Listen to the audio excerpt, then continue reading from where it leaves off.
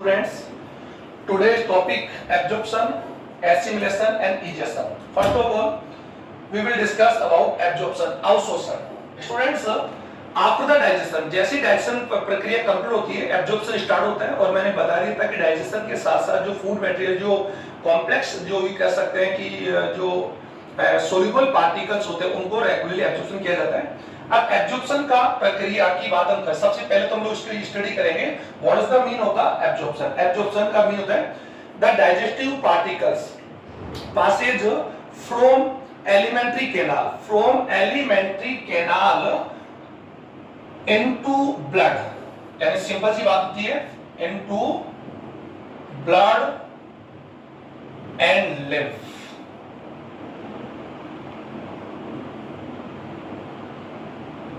through the mucus layer या mucus membrane. इसको simply हम बात कर सकते हैं कि डाइजेशन होने के बाद में जो फूड पार्टिकल्स होते हैं यानी each food particles convert into monomers यानी convert their monomers like carbohydrates. Carbohydrate की बात हम यूं कर सकते हैं जो कार्बोहाइड्रेट्स है हम लोग जनरली जान सकते हैं स्टूडेंट्स कि there are 6 essential nutrient are present in balance diet. इन बैलेंस डाइट में 6 न्यूट्रिएंट मैटर होते हैं या यू कह सकते हैं कंपोनेंट्स होते हैं, इंग्रेडिएंट कह सकते हैं। उनमें से यू कह सकते हैं 3 ऑफ देम यानी 3 ऑफ 6, इन 6 में से जो 6 होते हैं कार्ब्स, फैट एंड प्रोटीन, इन्हीं का केवल क्या होता है डाइजेस्ट होता है, डाइजेशन होता है। यू कह सकते हैं 3 of 6 are digested by enzymes okay in alimentary canal. और जो 3 होते हैं यू का इनके अलावा 3 होते हैं यू कैसे 1 मिनरल्स, वाटर एंड विटामिन्स। ये क्या कर सकते they these are directly absorption by blood यानी ब्लड के द्वारा इनको डायरेक्ट क्या कर लिया जाता है एब्जॉर्ब कर लिया जाता है। लेकिन सबसे पहले क्या होगा कि डाइजेशन प्रोसेस की बात में मैंने बता दिया था कि ऑल द फूड मटेरियल्स जो मैंने बता दी कार्ब्स हैं, सबसे पहले कार्बोहाइड्रेट्स यू कैसे कार्बन किस में कन्वर्ट हो जाएगा यू कैसे मोनोसैकेराइड ये बता दिया। और मोनोसैकेराइड में इसका बता दिया glucose like fructose and galactose. Fats convert fats digest in fatty acids and monoglycerol. These are monomers of fats or these are monomers of carbohydrates okay। proteins these are 3 rich energy compounds yeah these all are organic component of food। proteins convert into amino acids, तो amino acid is the monomer of proteins, protein और all 3 are polymers okay students। तो you कह सकते हैं कि after the completion of the digestion all rich food particles convert their monomers okay। उसके बाद क्या होता है सिंपली एब्जॉर्ब प्रक्रिया चालू होती है और एब्जॉर्प्शन की मैंने प्रक्रिया बता दी कि जो फूड के जो पार्टिकल्स होते हैं यानी जो सोल्यूबल पार्टिकल्स होते हैं वो एलिमेंट्री कैनाल के माध्यम से या यूं कैसे एलिमेंट्री कैनाल के माध्यम से ब्लड और लिम्फ में एक्चुअली क्या होते हैं पहुंच जाते हैं। उन्हीं प्रक्रिया को क्या बोलते हैं एब्जॉर्प्शन। तो digestive food passes from alimentary canal into blood and lymph through the mucous layer. तो ये मैंने बता दिया था। अब यू कह सकते हैं एब्जॉर्प्शन की प्रक्रिया किस प्रकार से होगी ये भी हमने डिस्कस कर लिया कि कार्बोहाइड्रेट का एब्जॉर्प्शन हमेशा कौन से फॉर्म में होगा स्टूडेंट्स ग्लूकोज ओके ग्लूकोज और glucose galactose and fructose these 3 you कैसे these 3 are monomers of the carbohydrates okay और हम लोग पढ़ चुके हैं। फैट्स जो होंगे वो अमीनो एसिड्स की फॉर्म में एब्जॉर्ब होंगे और प्रोटीन्स किस में होंगे फैट जो होंगे सॉरी फैटी एसिड्स एंड मोनोगलिसरॉल और प्रोटीन अमीनो एसिड्स। तो एक्चुअली क्या होता है कि एब्जॉर्प्शन का जो प्रक्रिया है एब्जॉर्प्शन का जो प्रोसेस है वो होल एलिमेंट्री कैनाल होता है बट यू कह सकते हैं कि ये लिटिल एब्जॉर्प्शन आर ओक्यूर यानी occur in mouth and buccal cavity. Buccal cavity से हम स्टार्ट करते हैं तो बकल कैविटी में एक यू कह सकते हैं कि बहुत ही कम एब्जॉर्प्शन होता है लाइक सच एज यू कह सम मेडिसिंस यानी कुछ drugs medicines absorption by the tongue okay या यू कह हमारे जो टंग के द्वारा उनका एब्जॉर्प्शन किया जाता है। तो बकल कैविटी एंड माउथ के अंदर यू कह सकते हैं एब्जॉर्प्शन जो प्रक्रिया होती है बहुत ही रेयर यानी कम होती है यानी लिटिल एब्जॉर्प्शन आर होती है ओके। उसके बाद हम यू कह सकते हैं स्टोमक की बात हम कर सकते हैं। स्टोमक में यू कह सकते हैं कि स्टोमक में जनरली फूड मटेरियल्स में से सम साल्ट्स है वाटर यानी जनरली यू कह सकते हैं यहां पर किस होता है water salts, some salts and some drugs. some drugs and alcohol, okay, and these components are absorbed into stomach में इनका absorption होता है। ड्रग्स में कैसे एस्प्रिन, लाइक सब सच ड्रग्स में अगर यूज कर सकते हैं एस्प्रिन जैसी कुछ ड्रग्स होती है, इनका हमारे जो स्टमक होता है वहां पर इनका एब्जॉर्प्शन किया जाता है। तो एब्जॉर्प्शन का जो प्रक्रिया मैंने आपको बता दी, और यूज कर सकते हैं कि the mainly the absorption part, यानी जो एब्जॉर्प्शन जो पार्ट होगा एलिमेंट्री का वो कौन है? Small intestine. तो यू कैसे small intestine is the main part of absorption, okay. ये एब्जॉर्प्शन का मेन जो पार्ट है वो कौन है? Small intestine. और ये बता दीजिए स्मॉल इंटेस्टाइन की जो इनर लेयर होती है मतलब म्यूकसा, वो एक्चुअली उसमें क्या होती है कि उसमें माइक्रोविलीज एंड विलीज वहां पर ओक्यूल होते हैं, और उन्हीं की वजह से वहां पर जो सरफेस एरिया होता है एब्जॉर्प्शन एरिया क्या होता है? एनलार्ज, यानी बढ़ जाता है, जो फूड मटेरियल का एब्जॉर्प्शन में हेल्प करता है। अब एब्जॉर्प्शन की प्रक्रिया को समझने के लिए मैं यहां पर बता दूं कि यू कैसे एब्जॉर्प्शन प्रोसेस, यू कह सकते हैं एब्जॉर्प्शन जो प्रक्रिया होती है वो दोनों ही प्रकार से हो सकती है। First active and passive, active और सेकंड पैसिव ट्रांसपोर्ट। इसको समझे कि एब्जॉर्प्शन प्रोसेस एक्टिव और पैसिव जो you there are two types of absorption, वहां पर एब्जॉर्प्शन दो टाइप हो सकता है। फर्स्ट एक्टिव ट्रांसपोर्ट और second passive transport. Active transport के माध्यम से क्या होता है? एक्टिव ट्रांसपोर्ट में क्या students like some mineral salts हो गए, क्लोराइड्स है, अमीनो एसिड्स हैं, ग्लूकोज, ये जितने भी ग्रेडिएंट हैं इन सभी का एब्जॉर्प्शन स्टूडेंट कैसे होगा? एक्टिव ट्रांसपोर्ट होगा, ओके। पैसिव ट्रांसपोर्ट से एक्चुअली में किनका होगा? वाटर अगर बात भी कर सकते हैं, वाटर की बात भी कर सकते हैं, फैटी एसिड्स की बात भी कर सकते हैं, या सोल्यूबल ग्रेडेड इन फैट्स में जो सोल्यूबल होते हैं उनका एब्जॉर्प्शन पैसिव ट्रांसपोर्ट से होगा। तो एक्टिव और पैसिव जो ट्रांसपोर्ट है दोनों ही के माध्यम से, दोनों ही मीडियम से फूड पार्टिकल जो होते हैं मोनोमर्स होते हैं उनका एब्जॉर्प्शन किया जाता है। लेकिन जनरली एक्टिव ट्रांसपोर्ट में क्या होता है? एक्टिव ट्रांसपोर्ट का मीन अगर बात कर सकते तो यू कहते हैं ट्रांसपोर्ट ऑफ पार्टिकल्स या movement of the particles from higher gradient यानी higher concentrate to lower concentrate. यानी कौन सी बात है? Sorry this is my fault. Active transport actually क्या होता है? Lower concentrate to higher concentrate होता है, यानी जो फूड पार्टिकल्स होते हैं the movement of food particles from lower concentrate to higher concentrate यानी लोअर टू, और एनर्जी यानी इस प्रोसेस में एटीपी रिक्वायर्ड, यानी ATP and energy is required in this transport, okay. Passive transport में क्या होता है? इसमें क्या होता है कि जो फूड पार्टिकल्स होते हैं उनका ट्रांसपोर्ट क्या होता है? जनरली हायर कंसंट्रेट टू यानी हायर कंसंट्रेट टू लोअर होता है विदाउट एटीपी, यानी इसमें एटीपी का रिक्वायरमेंट्स नहीं होती। तो जनरली मैंने इसकी मींस आपको बता दी। अब एक्टिव और पैसिव ट्रांसपोर्ट को तो मैंने आपको बता दिया कि कैसे होता है, लेकिन ज्यादातर जो फूड पार्टिकल्स होते हैं यू कह सकते हैं all food particles absorb by the blood, या मैंने कुछ दिखा लगा कार्ब्स हैं, प्रोटीन्स और fats, you except the fats, यानी फूड पार्टिकल्स में जो फूड जो एसेंशियल जो यू कह सकते हैं कि जो ग्रेडिएंट्स होते हैं सिक्स, उनमें से ज्यादातर का एब्जॉर्प्शन तो कौन करता है? ब्लड करता है, but fat absorb by the lymph यानी लैक्टियल सेल्स, लैक्टियल डक्ट होती है। तो यहां पर बताइए कार्ब्स, दीज आर कार्ब्स, ये मोनोमर डाइमर्स और पॉलीमर्स है, ये प्रोटीन्स अमीनो एसिड्स हैं, फैट ये अमीनो एसिड है, यहां पर ये फैटी एसिड्स है। अब यहां पर कार्बोहाइड्रेट जो होते हैं ये एक्चुअली को students cell of the intestine, ये सेल इंटेस्टाइन है, और दीज आर यू कह सकते हैं माइक्रोविली एंड विलीज, ओके। तो यू कह सकते हैं these are finger like appendage है। तो ये मोनोमर्स जो होते हैं यू कह सकते हैं दीज आर ग्लूकोज, फ्रक्टोज, ये डायरेक्टली क्या एंटर इनटू म्यूकस सेल, यानी जो इंटेस्टाइन की जो वॉल होती है उस सेल में एंटर कर रहे हैं, और एंटर करने वाले डायरेक्ट एंटर किसमें करते हैं? ब्लड में। तो एक्चुअली में इन फूड पार्टिकल्स का एब्जॉर्प्शन कौन कर रहा है स्टूडेंट्स? ब्लड कर रहा है, ओके। प्रोटीन्स का भी किसके मतलब प्रोटीन्स के monomers are amino acid enter the you कह सकते हैं कि म्यूकस सेल, एंड जो म्यूकस लेयर्स होती है उनमें एंटर करती है, एंटर करने के बाद में ये डायरेक्ट कहां चले जाते हैं? ब्लड वेसल्स में, दीज आर ब्लड वेसल्स और these are occur in intestine wall, okay. अब यहां पर आप देख रहे हैं फूड जो फैट पार्टिकल्स है, फूड फैट पार्टिकल्स का डाइजेशन किसमें होगा? फैटी एसिड्स, हम जान सकते हैं फैटी एसिड्स है मोनोग्लिसरॉल और fatty acid are monomers of the fats, okay.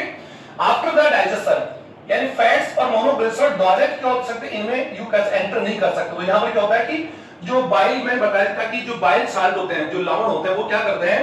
Surround the fatty acids and monoglycerol. इसको समझें, बाइल साल्ट सराउंडेड, यानी कौन सी बात यू कर सकते हैं? यू कर सकते हैं कि fatty acids and monoglycerol surrounded by the bile salt, यानी बाइल साल्ट इनको कवर कर लेते हैं and form a form a spherical and cylindrical structure like micelle. यानी micelle का फॉर्म होता है sir these are fatty acids and monobalsam. Okay, और हम जान सकते हैं कि बाइल जो जूस होता है उसके अंदर बाइल साल्ट होता है, और बाइल साल्ट में मैं बता दिया था स्पेशली कोलेस्ट्रॉल है, लेस थिकनेस सोडियम क्लोराइड है, टोनोकोलेट है, all work as a detergent, या डिटर्जेंट के रूप में काम करते हैं, और वो जो फैट होता है उसका एमल्सिफिकेशन में हेल्प करते हैं. आफ्टर द एमल्सिफिकेशन क्या होता है, fatty acids covered with bile salt और फॉर्म है ए मिसेल. मिसेल स्टेप बनता है.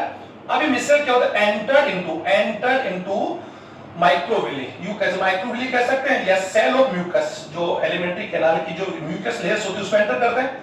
अधिकार एंटर करने के बाद में यहाँ पे मिसेल क्या होता है, मिसेल सेपरेट बाई या सेपरेट टू फैटी एसिड, यानी फैटी एसिड से अलग हो जाता है, और मिसेल वापस यू कर जो इसमें जो सार्स होते हैं वो वापस से यू कह सकते हैं कम बैक, यानी वापस कम बैक की ना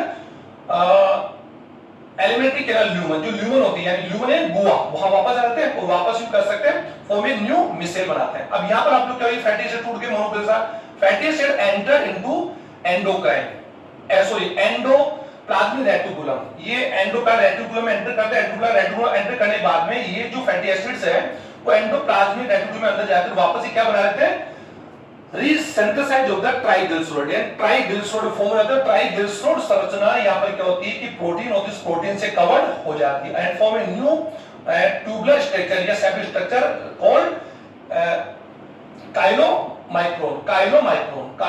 अब इसको समझें कि ये जो फैटी एसिड्स और मोनोबेंजाल होते हैं attached each other and form triglyceride, and triglyceride surround by the proteins into over to triglyceride और form a new structure called chylomicron. chylomicron होती है, chylomicron क्या होता है कि ER से जो एंडोलाइटिकुलम है उसे एक्सोसाइटल फॉर्मेशन है.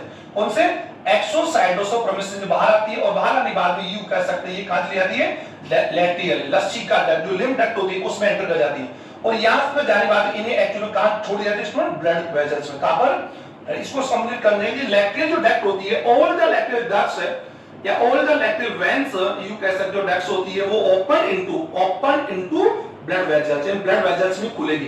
तो ये जो फैट्स होते हैं, फैट जो काइलोमाइक्रोन है वो एक्चुअली में कहां जाएगा, हमारे ब्लड वेसल्स में, और ब्लड वेसल्स में यू कैसे लाइपेज जो एंजाइम होता है, this is a lipid, you कैसे लिपिड एंजाइम है. तो ये यहां पर क्या काइलोमाइक्रोन जो ट्राइग्लिसराइड है, उस ट्राइग्लिसराइड का जो फैट्स है उसको वापस क्या डाइजेस्ट कर देगा, और किसमें फैटी एसिड्स है मोनोबिल्सोल. किस प्रकार से फैटी एसिड मोनोबिल्सोल यू कह सकते हैं फाइनली एंटर्ड, यानी finally reach into blood through the lacteal ducts, ये लैक्टियल डक्ट्स के माध्यम से वापस ब्लड में पहुंचता है. तो ये मैंने प्रोसेस आपको बता दिया. एक तो ये किसका प्रोसेस है, फैट का एब्जॉर्प्शन. अब स्टूडेंट ये आप लोगों को मैंने यहां पर बता दिया कि एब्जॉर्प्शन जो प्रोसेस है ये मैंने जनरली बता दिया कि फूड पार्टिकल्स जो होते हैं वो एलिमेंट्री कैनाल से blood and lymph lacteal duct में पास यानी पहुंचते हैं. ओके, सिंपल सी बात है.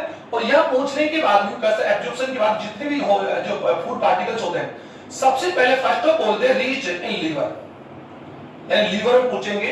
Liver through the hepatic portal, यानी यकृत निवाही का एक वेन होती है उसके माध्यम लीवर में पहुंचेंगे, और लीवर में यहां पर क्या होगा कि जो एक्सेस फूड पार्टिकल्स होते हैं उनको लीवर के माध्यम से इनको पहुंचा दिया जाएगा, यूं कह सकते हैं वेना कोवा के माध्यम से हार्ट में, और हार्ट इसको क्या करते बॉडी की एवरी सेल्स इसका क्या करते ट्रांसपोर्ट कर देंगे. जनरली क्या होता है कि हमारे एलिमेंट्री कैनाल जितने भी फूड पार्टिकल्स एब्जॉर्ब होते हैं उनको सबसे पहले लीवर में ट्रांसपोर्ट किया जाएगा, फिर लीवर उसको ट्रांसपोर्ट कहां करेगा, हार्ट में, हार्ट को उसको ट्रांसपोर्ट कहां कर देगा, सेल में.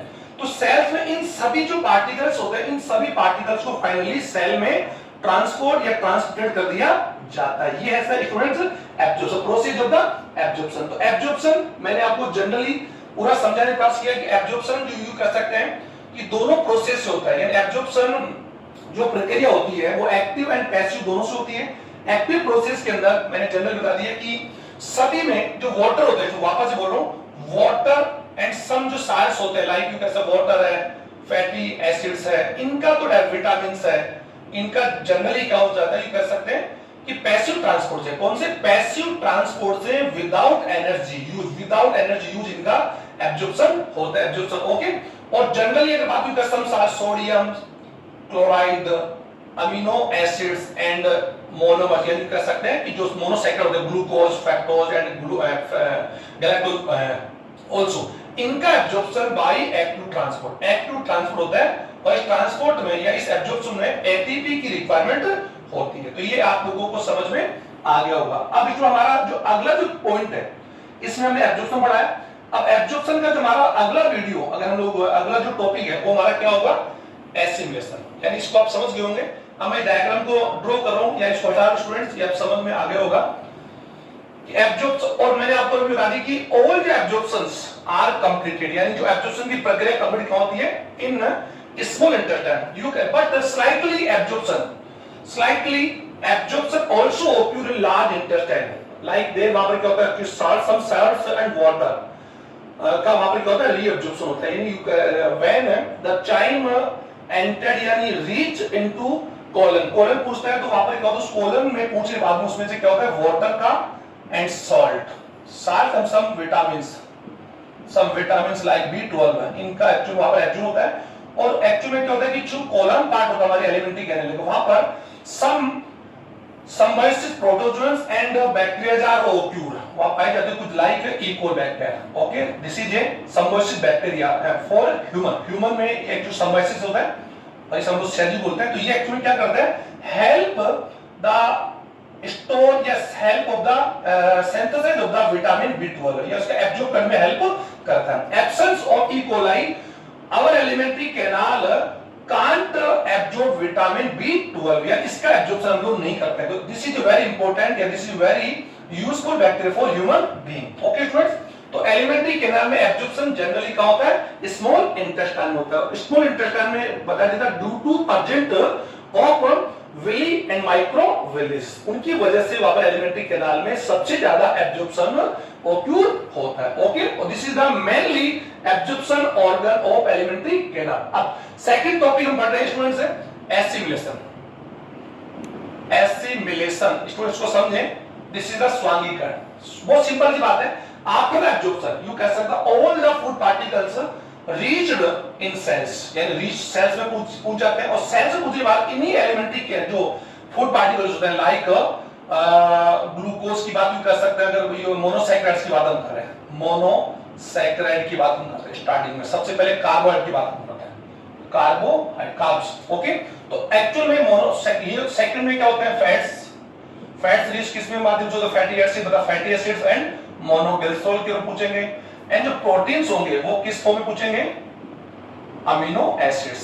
और आपको जानकारी कि अमीनो एसिड्स ये सभी, अब एक्चुअली क्या होता है हमारी बॉडी में जो सेल्स में जो फूड मटेरियल पूछ जाते हैं, इन सभी फूड मटेरियल्स वो हमारी भाषा में या हमारी बॉडी के अंदर सेल्स में या जो टिश्यूज होते हैं उसमें हम इनका क्या करते हैं, यूज करते हैं या इनको कंपोनेंट करते हैं, इन कंपोनेंट यानी इनका कन्वर्ट करते, उसी प्रोसेस को बोलते हैं स्वांगीकरण।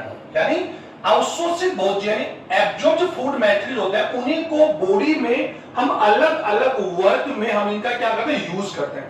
तो मोनोसैकेराइड्स की बात यूं कर सकते हैं, हम जान सकते हैं कि मोनोसैकेराइड्स एक्चुअली में किसके मोनोमर्स स्टूडेंट्स, कार्बोहाइड्रेट्स। तो मोनोमर्स में सचेस की बात यूं कर सकते हैं, glucose and galactose and fructose, these all are monomers of the polysaccharides। तो first of all they reach, ये मैं बता देता कि सबसे पहले कहां से, एलिमेंट्री कैनाल से कहां पूछेंगे, लीवर पूछेंगे, और लीवर से इनको हार्ट और हार्ट से इनको सेल्स में इनको डिस्ट्रीब्यूट या ट्रांसपोर्ट कर दिया जाता बाय द सर्कुलेशन सिस्टम। अब ग्लूकोज में यहां पर क्या होता है कि जो ग्लूकोज होते हैं या जो मोनोसैकेराइड्स होते हैं ये हमारी बॉडी के अंदर एक्चुअल में हेल्प या provide the fuel and energy to our body, हमारी बॉडी में फ्यूल का वर्क करते हैं यानी ईंधन का, और हमारी बॉडी को क्या प्रोवाइड करते हैं, एनर्जी प्रोवाइड करते हैं। इनका यूज, इस फूड पार्टिकल का यूज हम लोग किसमें करते हैं स्टूडेंट्स, एनर्जी में। क्यों, हम जान सकते हैं कि सेल्स में ग्लूकोज गैलेक्टोज इनका होता है डीऑक्सीडेशन यानी ऑक्सीडेशन होता है, ऑक्सीडेशन से इनसे क्या फॉर्म होती है, CO2 plus H2O and ATP। Okay, और ATP एक्चुअली कौन एनर्जी है, इसी एनर्जी तो एक्चुअली क्या होता है कि मोनोसैकेराइड्स को सेल्स में एनर्जी में कन्वर्ट कर दिया जाता है, तो हमारी बॉडी में एनर्जी एंड फ्यूल के रूप में वर्क कर, ईंधन के रूप में काम करते हैं। और एक्सेस में अगर इनका यू कैसे एक्सेस इनका अमाउंट अगर ज्यादा होगा, यू कैसे ग्लूकोज का मात्रा अगर एक्सेस में होगी तो access glucose convert into glycogen, ये हम लोग पढ़ चुके हैं, this is the glycogenesis process. और ये एक्चुअली क्या होता है लीवर एंड मसल्स में, लीवर एंड मसल्स में, और ये लीवर और मसल्स में ग्लाइकोजन को वापस से रीयूज कर लिया जाता है, या जब इसकी एसेंशियल आवश्यकता होती है तो इसको वापस से ग्लाइकोजन को ग्लूकोज कन्वर्ट कर दिया जाता है। Okay, when we need energy, जब हमें एनर्जी की रिक्वायरमेंट होती है तो उसको, तो ग्लूकोज का तो एक्चुअली हम लोग स्वांगीकरण किसमें करते हैं स्टूडेंट? एनर्जी में करते हैं। अब बात फैटी एसिड्स की बात करते हैं। फैटी एसिड्स को जनरली बात करते हैं, they also work as, and fatty acid amino acids होते हैं monoglycerol, they also work as energy, ये भी हमें एनर्जी ही प्रोवाइड करवाते हैं, and you can say fuel, ये हमारी बॉडी के अंदर ईंधन के रूप में काम करते हैं, ये जनरली है। अब एक्सेस जो फैटी एसिड है मोनोग्लिसरॉल जो होते हैं, यू कैन से जो ज्यादा मात्रा में होते हैं, तो ये एक्चुअल में हमारे एलिमेंट्री कैनाल, जो लीवर से एलिमेंट्री कैनाल से लीवर से सेल्स में होता है, तो सेल्स में जाने के बाद जो एक्सेस जो फैटी एसिड्स जो होते हैं, इनको हमारी बॉडी की जो सेल्स होती है generally they enter into cell and cover it form the new cell membranes like cell membranes and nuclear membrane, यानी सेल के अंदर जो नई जो सेल्स होती है उनकी न्यूक्लियर मेम्ब्रेन, जो सेल मेम्ब्रेन होती है, उनके अंदर इनका यूज किया जाता है। और फैट्स का जनरली यूज यहाँ पर किसके मुंह में किया जाता है स्टूडेंट्स? नई जो सेल्स होती है उनके सेल मेम्ब्रेन और जो सेल ऑर्गेनल मेम्ब्रेन्स होती है या न्यूक्लियर मेम्ब्रेन होती है, इनके कंस्टिट्यूएंट्स में इसका यूज किया जाता है। और एक्सेस जो इससे ज्यादा बच जाती है, तो एक्सेस जो फैट्स या monoglycerol store in adipose tissue, adipose tissue यानी हमारे जो बॉडी स्किन जो एडिपोज टिश्यू होता है, उस एडिपोज टिश्यू में हम लोग इसको क्या करते हैं? स्टोर कर लेते हैं। ओके, अब third one is protein. Protein का सेंस क्या होता है स्टूडेंट? प्रोटीन का हम लोग क्या करते हैं? प्रोटीन जो अमीनो एसिड्स के रूप में हम इनका उपयोग करते हैं, और इस प्रोटीन्स का हमारी बॉडी के अंदर मेनली वर्क तो क्या होता है? Repair of the cells, cells को रिपेयर में करता है, रिपेयर ऑफ द वोन्स हमारे घाव बढ़ने में मदद करता है।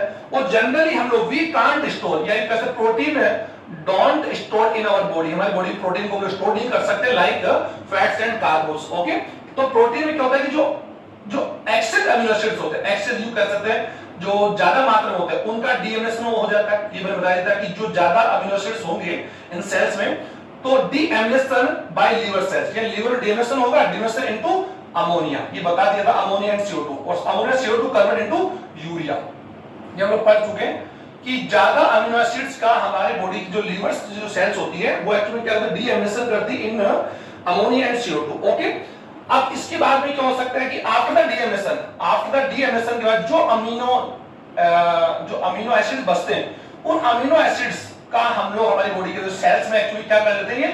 प्रोटोप्लाज्म, यानी प्रोटोप्लाज्म को फॉर्म करने में इनका यूज किया जाता है। और they also use in cell membrane and cell organelles membrane. तो यू कह सकते हैं कि अमीनो एसिड्स हमारी बॉडी के अंदर डीएमएनएसन के बाद में उसे सेल्स में प्रोटोप्लाज्म के रूप में कंजर्व या यू कह सकते फॉर्म में कर लिया जाता है, लेकिन इसका स्टोर नहीं करता। एक्चुअली स्टोर आपने क्या देखा कि हमारी बॉडी के अंदर जितने भी फूड पार्टिकल्स हैं, इनका अलग अलग रूप में या अलग अलग यू कह सकते हैं कि फॉर्म में हमारी बॉडी में यूज किया जाता है। मोनोसैकेराइड्स को हम लोग क्या कर सकते हैं? स्टोर कर सकते हैं एक्सेस में अगर होगा तो।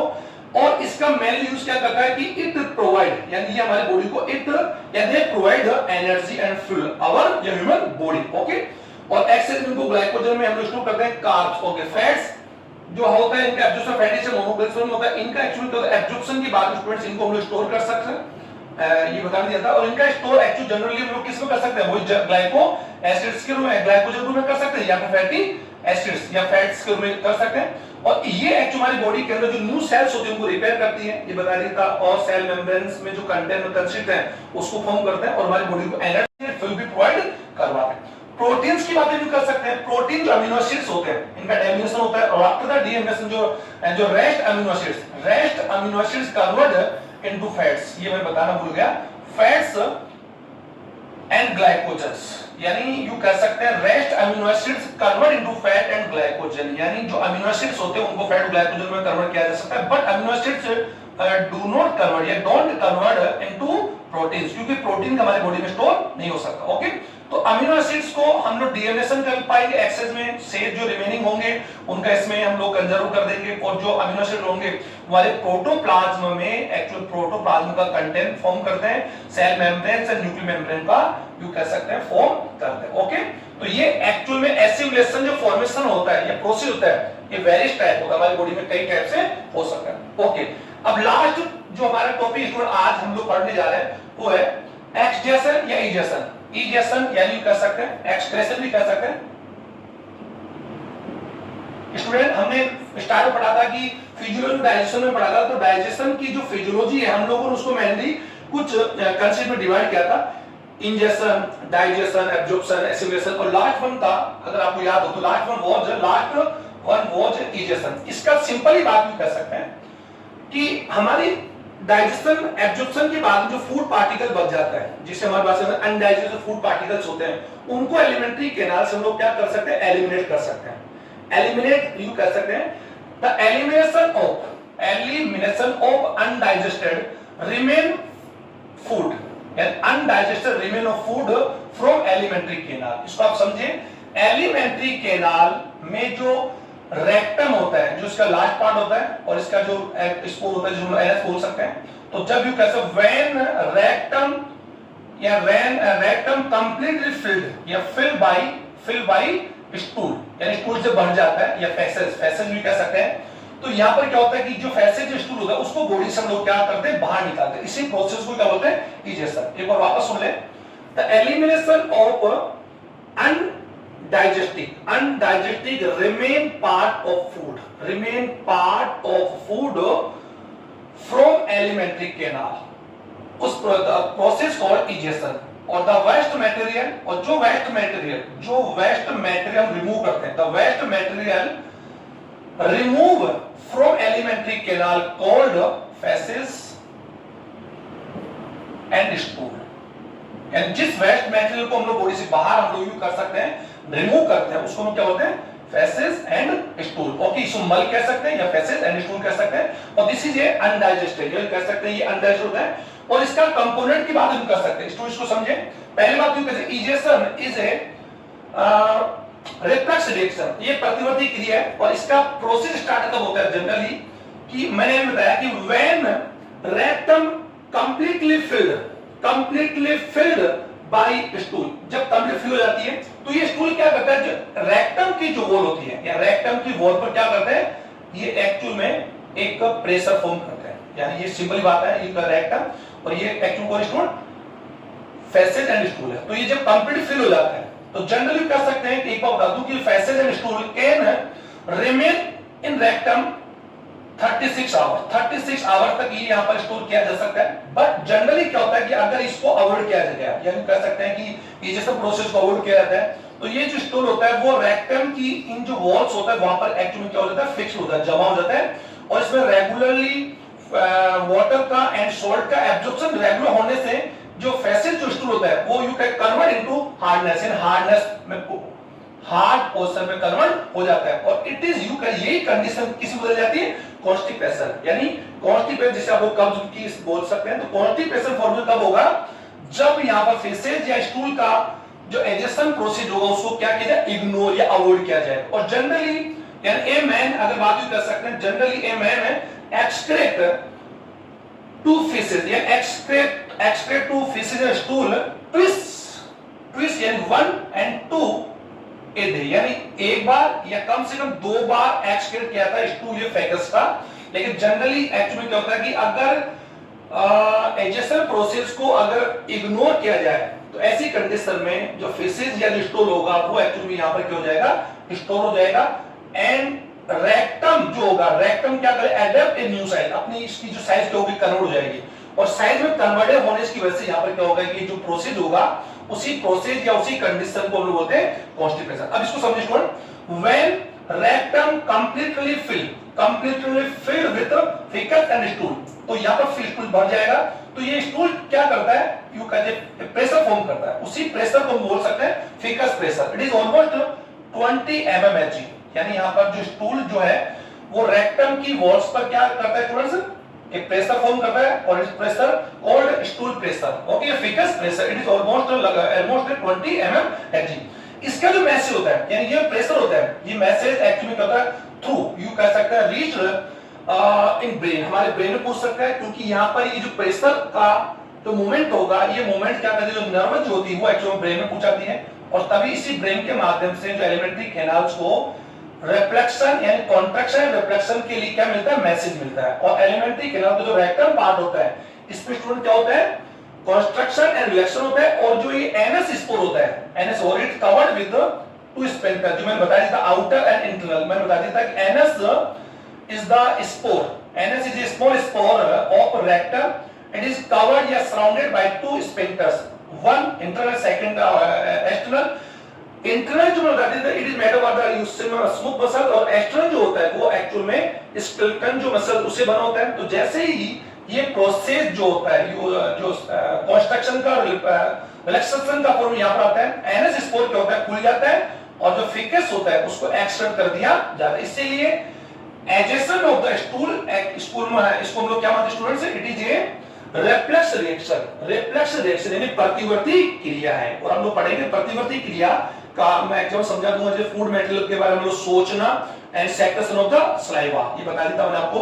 तो वैसे यहां पर क्या होगा कि मल त्याग यानी यू कैसे urge of the urge of the faeces and stool जो होता है, मल त्याग की जो प्रोसेस होता है एक्चुअल में stone it is likely voluntary and involuntary, यानी ये वॉलंटरी हो सकती है और इनवॉलंटरी, यानी प्रारंभ में ये वॉलंटरी होती है और उसके बाद ये convert into involuntary process. Okay student, तो ये आपको बता दिया इजेशन प्रोसेस जो एक्चुअल में डाइजेशन प्रोसेस कंप्लीट होता है। तो हम लोग जो रॉ मटेरियल होते हैं या अनडाइजेस्टेड फूड मटेरियल होते हैं या वेस्ट होते हैं उनको बॉडी से रिमूव करते हैं, इस प्रोसेस और इजेशन।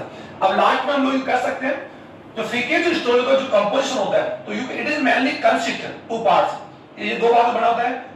इसका फर्स्ट पार्ट होता है वन फर्स्ट पार्ट होता है third fourth part of water, यानी इसका थर्ड फोर्थ पार्ट वाटर से होता है, and one fourth part is solid matter, यानी सॉलिड मैटेरियल्स बना होते हैं। यानी जो फीकस जो स्टूल होता है, फीकस होता है उसमें generally two parts are consist.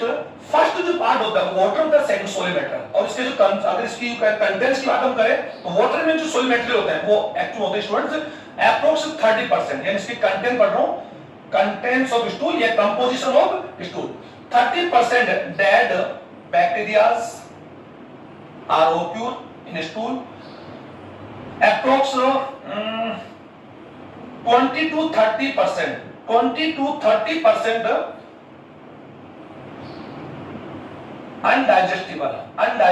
undigested food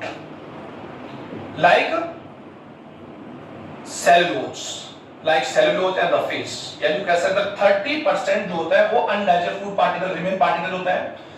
तो वो 10 to 13% अनडाइजेस्टेड फैट्स जो लिपिड्स होते हैं, एंड 2 to 3% में protein. Okay student, you can से ऑल कंटेंट्स ऑफ स्टूल, यानी स्टूल में जनरली टू कंटेंट्स होते हैं, फर्स्ट थर्ड यू कैन से third fourth part of water and 1/4 part of is a solid material are consist several components। ये मैंने बता दिए कि 30% पे इतने बैक्टीरिया हो सकते हैं, और जनरली अभी बता देता दी द excretion of fecus या fecus of stools one and more